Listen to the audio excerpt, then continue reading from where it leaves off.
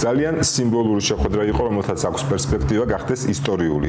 ზელენსკი ტრამპთან ბოლო შეხვედრის შემდეგ. სასარგებლო კონსტრუქციული შეხვედრა იყო. თეთრი სახლი იგივე შეხვედრის შესახებ. ჩვენ ბოლოვადები არ გვაქვს, თუმცა გვინდა ეს ომი რაც შეიძლება მალე დასრულდეს. ტრამპი იტალიაში გაფრენის წინ. ჩვენ ორივე მხარეს სამართლიანი პირობები შევთავაზეთ და ახლა დროა ორივე მხარემ თქვას დიახ, ან ამერიკა გადის პროცესებიდან. ვიცე-პრეზიდენტი დევანსი. ყირიმი ობამამ დაკარგა და ის რუსეთს დარჩება. პრეზიდენტი ტრამპი.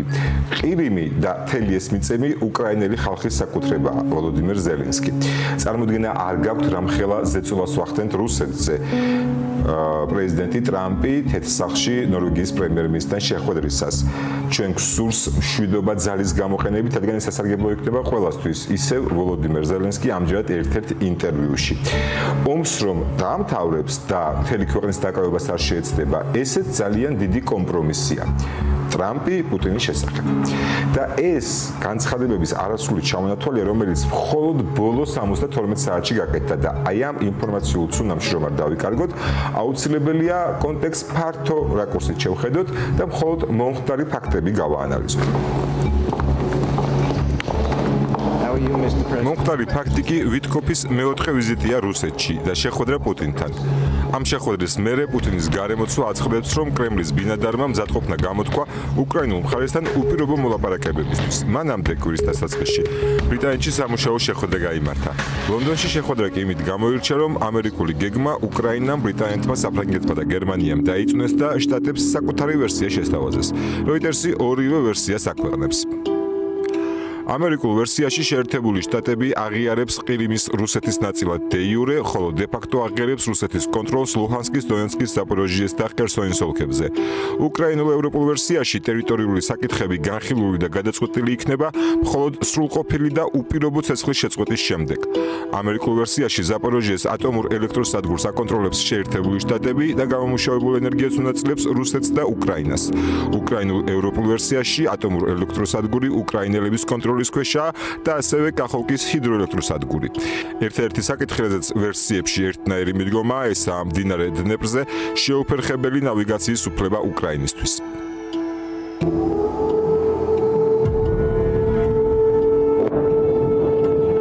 განსხვავებები თვალშისაცემი და აშკარაა. ყველაზე რთული და კომპლექსური საკითხი ტერიტორიების აღიარებაა.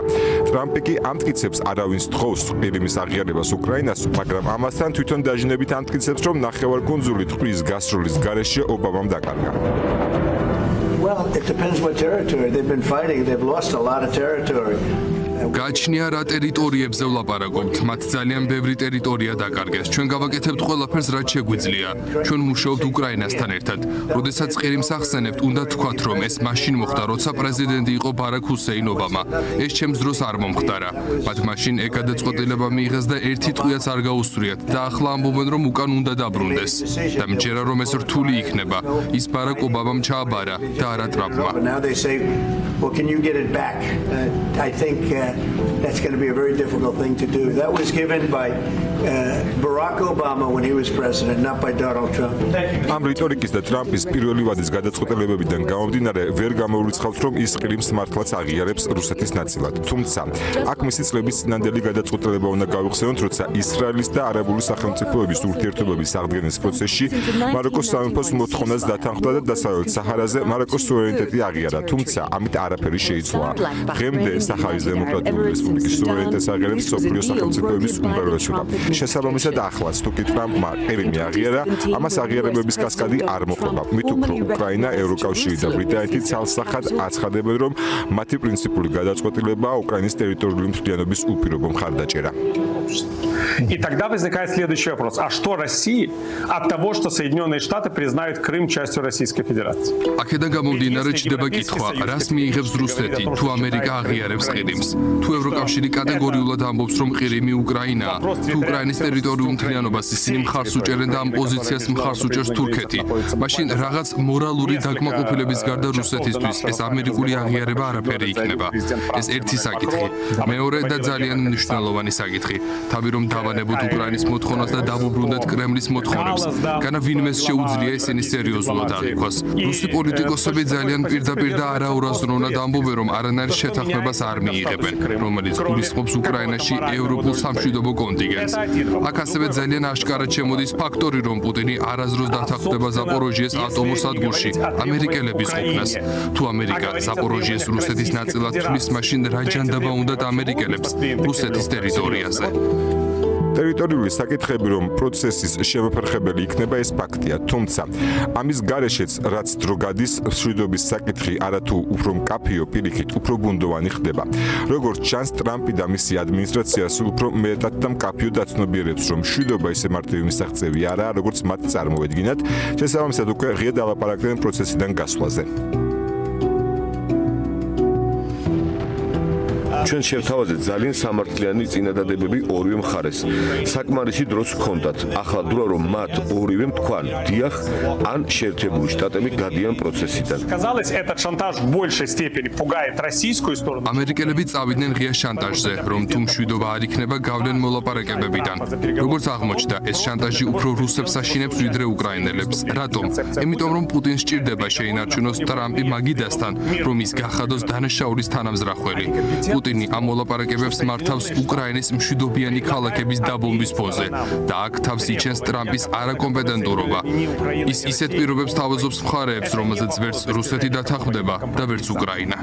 Это вопрос выставления и Москве, и Киеву счета, который не может быть приемлем для обеих сторон.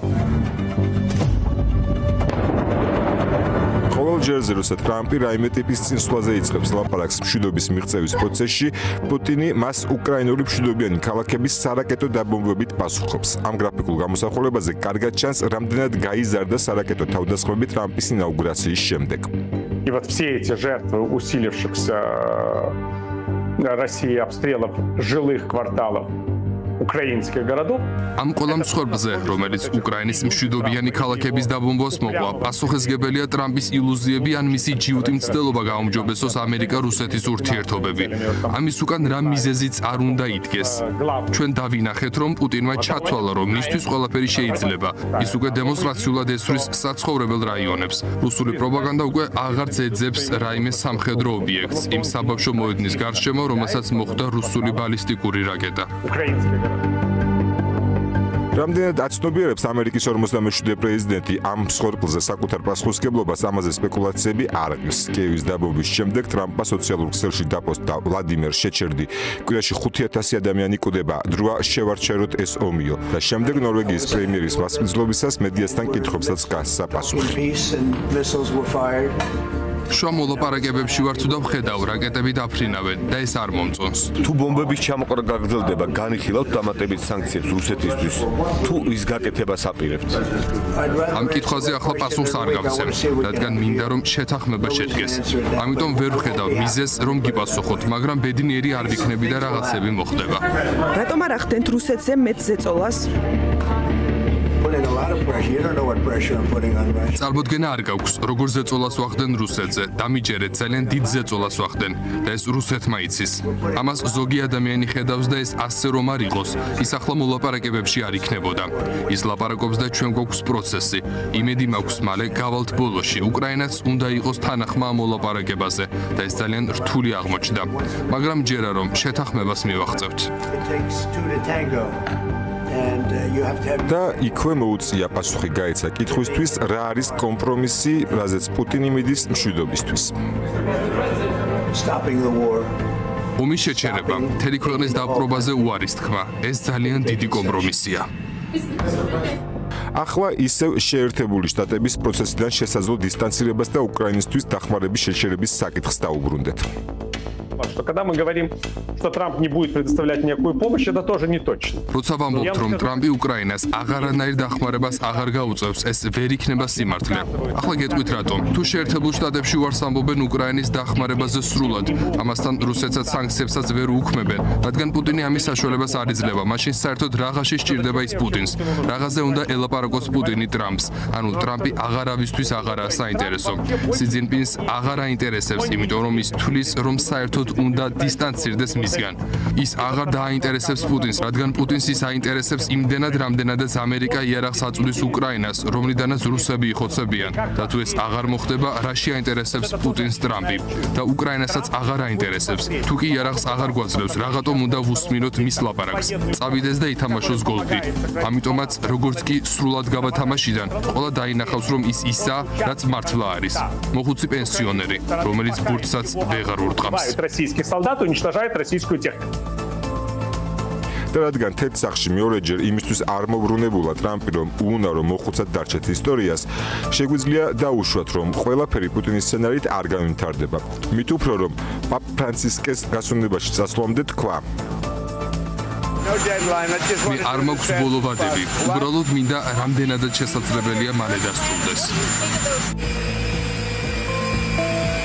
შემდეგ იტალიაში დაახლოებით 20 წუთიანი შეხვედრა გამართა ზელენსკისთან, უკრაინის პრეზიდენტი ამის შემდეგ მაკრონს და სტრამერს შეხვდა. 3 დღეში კი 30 აპრილია, 100 დღე ტრამპის ინაუგურაციის შემდეგ. უკვე ნათელია, რომ 100 დღეში მშვიდობა ვერ დადგება, თუმცა ტრამპის ბოლო პოსტი გარკვეულ ორიენტირებს აჩენს თუ რა მიმართულებით შეიძლება განვითარდეს მოვლენები. ბოლო დღეების განმავლობაში პუტინს არანაირი მიზეზი არ ჰქონდა, რომ რაკეტები უკრაინის სამოქალაქო უბნებისთვის, ქალაქებისთვის და დასახლებებისთვის დაეშინა. ეს მაფიქრებინებს, რომ შესაძლოა მას ომის შეწყვეტა ნამდვილად არ სურს. უბრალოდ დრო გაყავს და მასთან სხვა მეთოდით უნდა მოვიქცეთ. საბანკო ან მეორადი სანქციების გზით ხომ არა.